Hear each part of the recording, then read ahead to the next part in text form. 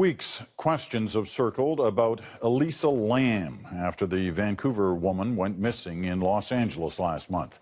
Yesterday, police found her body in a hotel water tank, and that's just raised even more questions. Here's Chris Brown with what we know about Lam's mysterious death. It stretches believability that a young Canadian tourist could accidentally end up dead inside a water tank at the top of an LA hotel, and yet very little makes sense about the strange disappearance and death of Elisa Lam. I just feel so bad for her parents. The investigators have to be flummoxed at this because if it is foul play, why did she act so odd? The last footage of her in the hotel elevator is perplexing. Why did she press all the buttons? Was she talking to someone? Was she trying to hide? Coroner Ed Winters says perhaps the autopsy will provide some clues. We are conducting an investigation into the death of Miss Lam. The autopsy is scheduled for tomorrow.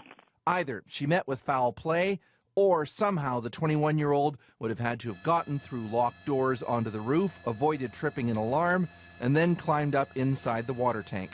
The hotel itself has not made a statement, but it did send guests this letter telling them to check out immediately, which this British tourist did, but not before she drank the hotel water for 8 days. And the water for first 2 seconds or 3 seconds was coming black. And then after a while we would drink it. But it had strange, funny, sweet taste. It's disgusting. Utterly horrible. Surely that will add to the notoriety of the Cecil Hotel. It was already on tour operator Kim Cooper's crime tour of LA, thanks mostly to the infamous Night Stalker serial killer Richard Ramirez, who killed 14 people. And during his spree, when he was doing a lot of home invasions for satanic purposes, he was actually staying as a resident of the Cecil up on the 14th floor. More relevant to Lam's case is why was she staying in a hotel in such a dodgy part of LA?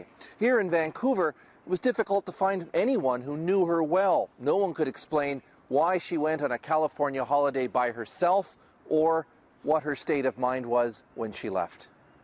Chris Brown, CBC News, Vancouver.